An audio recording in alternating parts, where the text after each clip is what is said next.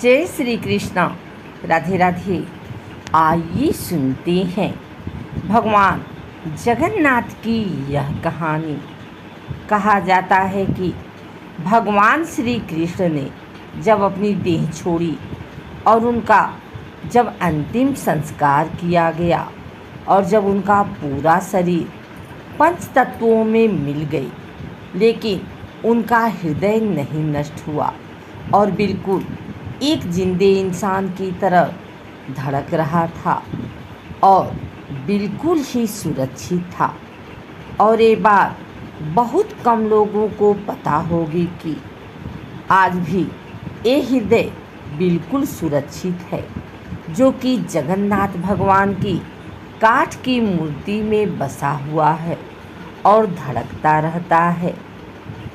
आइए सुनते हैं भगवान का यह रहस्य। जब भी भगवान जगन्नाथ मंदिर की सफाई होती है तो ये सोने से बने हुए झाड़ू से होती है। भगवान जगन्नाथ को कलयुग का भगवान भी माना जाता है। उड़ीसा के पुरी में भगवान जगन्नाथ जी अपनी बहन सुभद्रा और भाई बलराम के साथ विराजमान हैं। परंतु भगवान जगन्नाथ से जुड़े हुए बहुत से ऐसे भी रहस्य हैं जिसका आज तक कोई पता नहीं कर सका है। जगन्नाथ भगवान की प्रतिमा हर 12 वर्ष बाद बदल दी जाती है और जब प्रतिमा को बदलना होता है तो पुरी में हर जगह की लाइट बंद कर दी जाती है। मंदिर के चारों तरफ सेना लगा दी जाती है ताकि कोई भी व्यक्ति मंदिर में घुस न पाए। मंदिर में भी पूरी तरह से अंधेरा रहता है और पुजारी के आँखों पर भी एक पट्टी बांध दी जाती है और पुजारी अपने दोनों हाथों में दस्ताने पहनकर पुरानी मूर्ति में से एक ब्रह्म पदार्थ निकालकर नई मूर्ति में डालता है। ये पदार्थ क्या है आज तक कोई पता नहीं लगा सका है और हजारों वर्षों से एक मूर्ति से दूसरी मूर्ति परिवर्तित करते रहते हैं। यह एक ऐसा अलौकिक पदार्थ है जिसको छूने पर इंसान का पूरा शरीर भस्म हो जाता है। माना जाता है कि इसका संबंध भगवान श्री कृष्ण से है। जब जगन्नाथ भगवान की प्रतिमा बदली जाती है तो उसके साथ साथ मंदिर के हर प्रतिमा को बदल दिया जाता है। प्रतिमा तभी बदला जाता है कि जब आषाढ़ के 2 महीने आते हैं। वैसे ऐसा 12 से 14 सालों में एक बार होता है। जब ऐसा होता है तो इसे नवकलेवर कहते हैं। लेकिन आज तक कोई भी पुजारी ये नहीं बता पाया कि वो पदार्थ क्या है जिसे एक मूर्ति से दूसरी मूर्ति में डाली जाती है। जिन पुजारियों ने उस पदार्थ को हाथ लगाया है उनका कहना है कि यह खरगोश की तरह उछलता रहता है और आज भी हर साल जगन्नाथ यात्रा का पहले वहाँ कई राजा स्वयं अपने हाथों से झाड़ू लगाता है। और इस मंदिर की एक खास बात ये भी है कि जैसे ही हम मंदिर के सिंह द्वार से पहला कदम अंदर रखते हैं तो समुद्र के लहरों की आवाज़ें सुनाई देने बंद हो जाती है, जबकि जैसे ही मंदिर से एक कदम बाहर रखेंगे समुद्र के लहरों की आवाज़ें तेज़ी से कानों में सुनाई देने लगती है। अक्सर मंदिर के ऊपर पक्षी बैठे हुए दिखाई देते हैं, परंतु जगन्नाथ मंदिर के ऊपर से कोई भी गुजरता हुआ नहीं दिखाई देता और मंदिर पर लगा हुआ झंडा हमेशा हवा के विपरीत दिशा में लहराता है और पूरे दिन किसी भी समय भगवान जगन्नाथ मंदिर के मुख्य शिखर की परछाई नहीं बनती है।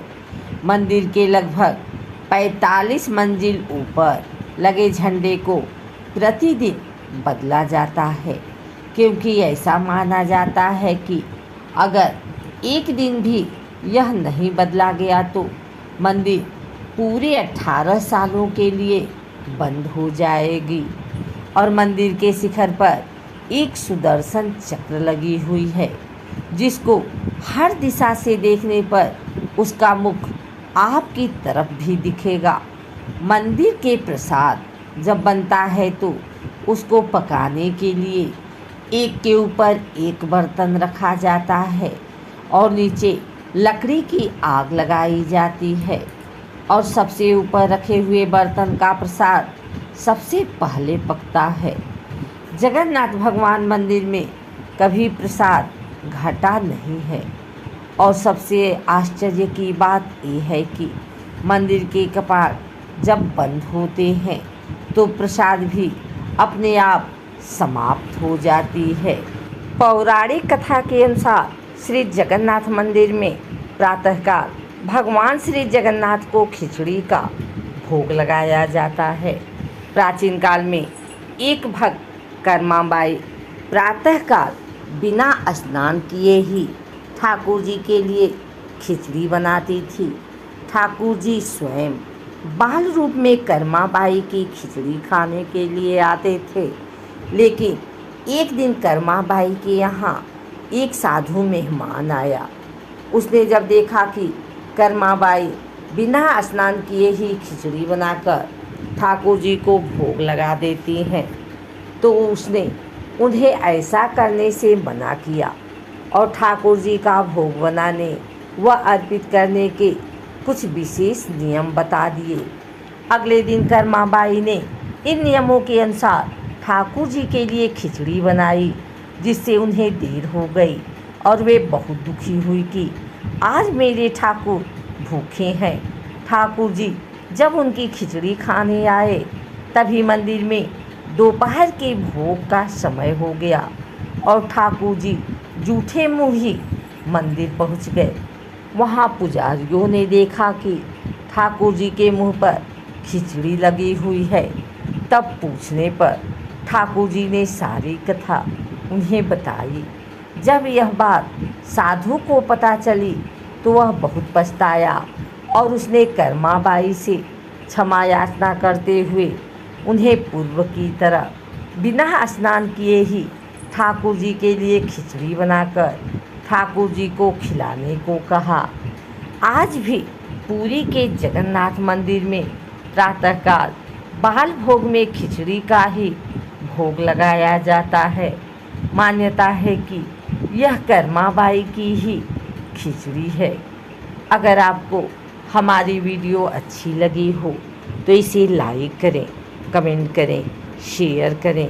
हमारे चैनल को सब्सक्राइब करके बेल नोटिफिकेशन ऑल पर सेट कर लें, ताकि आगे आने वाली वीडियो सबसे पहले आप तक पहुंच सके।